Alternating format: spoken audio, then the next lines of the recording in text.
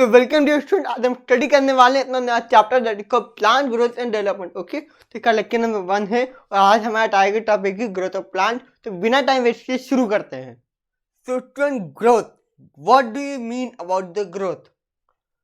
तो स्टूडेंट देखो, जो ह्यूमन बीइंग्स होते हैं, राइट, जो प्लांट्स होते हैं वो सारे क्या करते हैं, ग्रो करते हैं अपने आप में, राइट। ठीक है, जैसे कि हम बहुत छोटे छोटे बच्चे हुआ करते थे, राइट, पहले, और फिर अब क्या हो गया, हम बड़े बच्चे बन गए थे, राइट। मतलब हमारी हाइट बढ़ रही है, हमारा साइज बढ़ रहा है, right, that is growth. Okay, तो प्लांट की ग्रोथ भी एक लिविंग ऑर्गेनिज्म की जैसी होती है वैसे तो, ठीक है।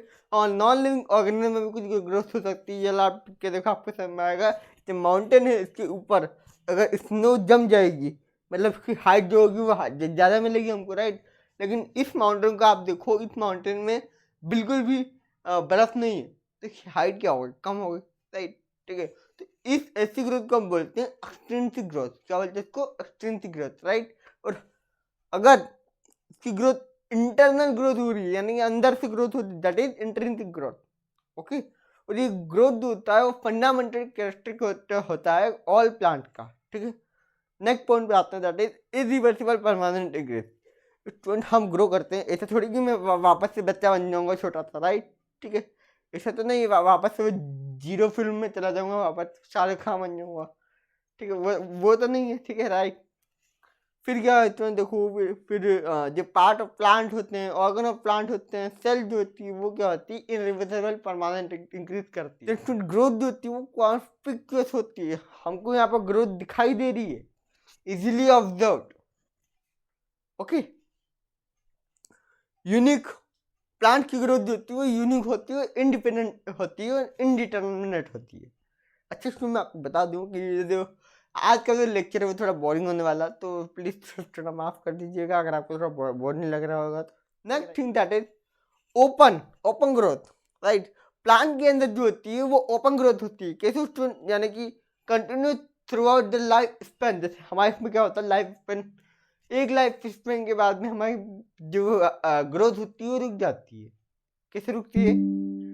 देखो, जैसे जैसे इंसान की हाइट बढ़ती है, जैसे जैसे इंसान की हाइट बढ़ती है, ठीक ठीक है, और फिर एक टाइम के पीरियड के बाद में वो हाइट रुक जाती है।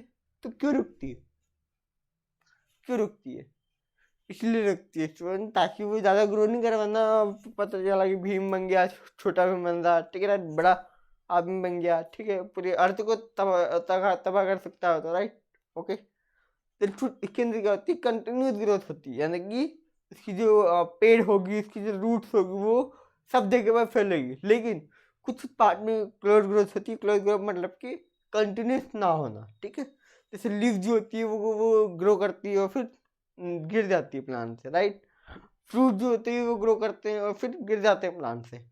फ्लावर जो होते हैं वो भी ग्रो करते हैं और फिर गिर जाते हैं या फिर सड़ जाते हैं, राइट। ओके, देन एनाबोलिज्म, इस ग्रोथ में क्या होता है, एनाबोलिज्म जो होता है वो प्रोसेस ज़्यादा होता है कैटाबोलिज्म से, ठीक है। तो एनाबोलिज्म का मतलब क्या होता है, सिंथेसाइज कराना। अगर कोई भी चीज़ बन रही है अंदर से, दैट इज एनाबोलिज्म। कैटाबोलिज्म क्या होता है, किसी भी चीज़ का ब्रेकडाउन कराना।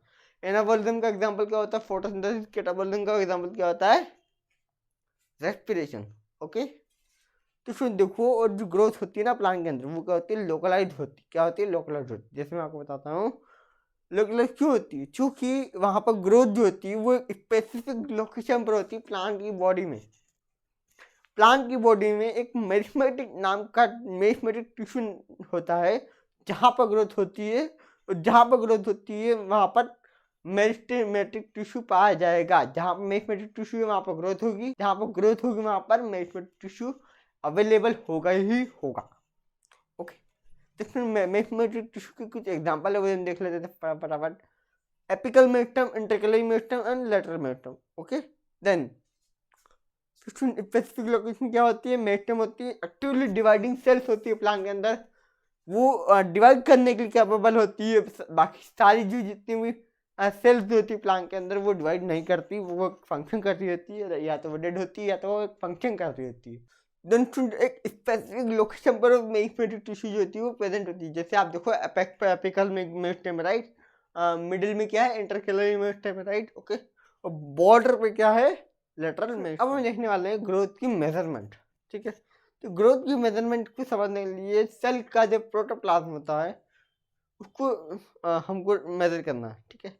तो प्रोटोप्लाज्म जो होता है स्टूडेंट, इसमें कैसी होती है, इनडायरेक्टली मेजर करते हैं हम लोग। क्या करते हैं, इनडायरेक्टली मेजर करते हैं। अगर डायरेक्टली मेजर करेंगे तो वो डिफिकल्ट हो सकता है। क्या हो सकता है, डिफिकल्ट हो सकता है, ठीक है।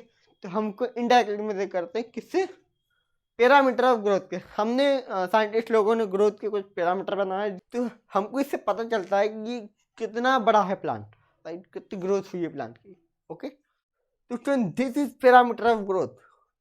अब हम देखने जा रहे हैं इंक्रीज इन मास, ओके। तो इंक्रीज इन मास को हम डिटेल में स्टडी करेंगे। तो इंक्रीज इन मास को थोड़ा सा डिटेल में जानेंगे हम लोग, ठीक है। तो इंक्रीज इन मास क्या होता है, इंक्रीज इन मास मतलब कि मास का बढ़ना, ठीक है। कौन से मास का बढ़ना, इसमें ड्राई वेट का बढ़ना, ध्यान रखना, ड्राई वेट का बढ़ना होता है इंक्रीज इन मास, ठीक है। फ्रेश वेट का क्यों होना चाहिए, फ्रेश वेट में वाटर मिला होता है, और वाटर जो होता है प्लांट की बॉडी से इवेपोरेट होता रहता है और निकल रहा होता है, ठीक है। तो हमको माइनस कर देते हैं, और जो बस बचा खुचा रहता है वो कौन सा होता है, यस, ड्राई वेट, ओके। तो next parameter of growth is increase in length. Increase in length क्या होता है, इंक्रीज इन लेंथ का मतलब ये होता है कि अगर जैसे जो प्लांट होता है, ठीक है, मान लो एक प्लांट है, ठीक है। अब ये प्लांट है, प्लांट जो है उसकी जो रूट है और शूट जो है, उल्टा बोल दिया, शूट जो है और जो रूट है स्टूडेंट, वहाँ पर क्या है, वहाँ पर टिप पर मेरिस्टेमेटिक टिश्यू होती है, ठीक है। तो वो वहाँ से ग्रो करता है, दूर कहाँ से ग्रो करती है, नीचे ग्रो करती है, ठीक है। तो ये दोनों के दोनों क्या कर रहे हैं, प्लांट की लेंथ को बढ़ा रहे हैं। क्या कर रहे हैं, प्लांट की लेंथ को बढ़ा रहे हैं, ओके। प्लांट की लेंथ बढ़ रही है, इंक्रीज इन लेंथ हो रहा है, that is parameter of the growth, okay.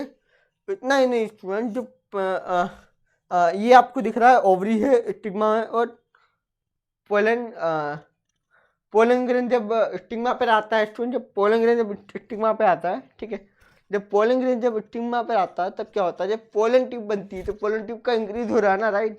एक पाइप का इंक्रीज हो रहा है, ठीक है, एक पाइप बन रही है अंदर, ठीक है, राइट।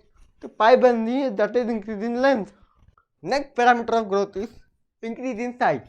साइज का बढ़ना मतलब कि इसमें क्या बताया जा रहा है स्टूडेंट, ध्यान देंगे, इसमें बताया जा रहा है सेल की साइज का बढ़ना, ठीक है। स्टूडेंट जो आपको पता होगा कि वाटरमेलन जो होता है उसके अंदर पानी जो होता है वो अंदर बहुत ज़्यादा भरा होता है, ठीक है। तो वो क्या करता है, साइज को इंक्रीज करने में हेल्प करता है, ठीक है। तो वाटरमेलन भी साइज में बड़ा हो जाता है, okay. That is another parameter of the growth is increase in size, okay. Next parameter is increase in volume. उसमें जो फल फ्रूट्स होते हैं और ऑर्गन होते हैं, ठीक है, राइट, ओके, उसमें जो इंक्रीज होता है वो वॉल्यूम का इंक्रीजमेंट होता है, ठीक है। तो इंक्रीज इन वॉल्यूम को भी हम किस में डालते हैं, पैरामीटर ऑफ ग्रोथ है। अगर इंक्रीज इन वॉल्यूम हो रहा है, अगर जो फ्रूट है उसका वॉल्यूम अगर बढ़ रहा है, यानी कि हम बोल सकते हैं कि वो क्या है, एक अच्छा पैरामीटर ऑफ ग्रोथ है, क्या, increase in volume, okay. Increase in surface area, increase in surface area की एक बहुत कॉमन एग्जांपल है जो आपके एनसीईआरटी में अभी है। इसमें आप इस स्लिप को देखो और इस स्लिप को देखो, किसका सर्फेस एरिया ज़्यादा है, आपको समझ आ रहा होगा। तो इसका इस स्लिप का सर्फेस एरिया ज़्यादा है, ओके।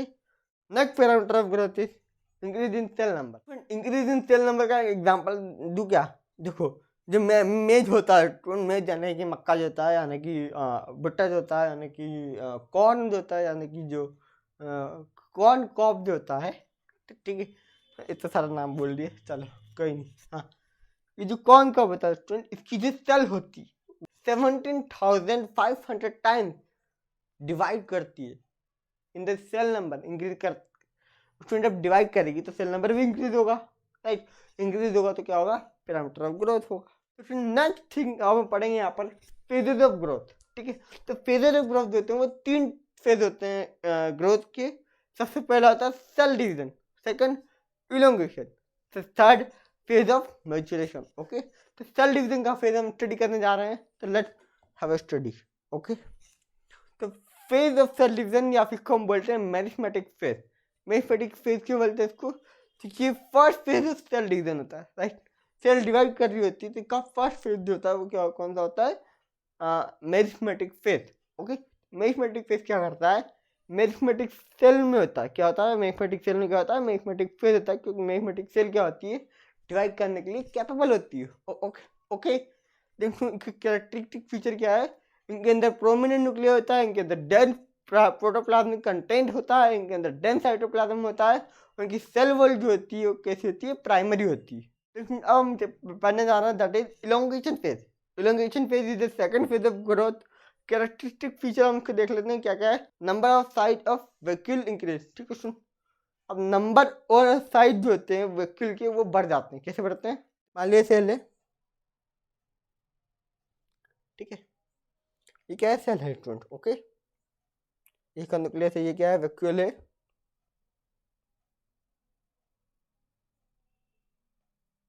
ओके। अब इस वैक्यूल के अंदर क्या होता है? पानी घुस जाता है। क्या घुस जाता है स्टूडेंट? पानी घुस जाता है।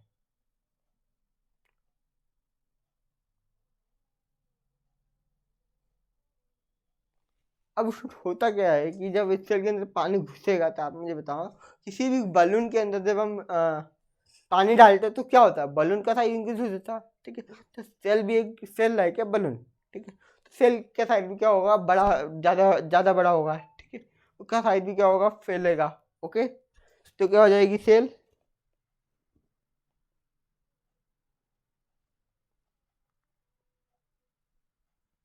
अब तो सेल बढ़ गई, ठीक है, सेल बढ़ गई, तो सेल वॉल को नया नया सेल वॉल बनाना पड़ेगा।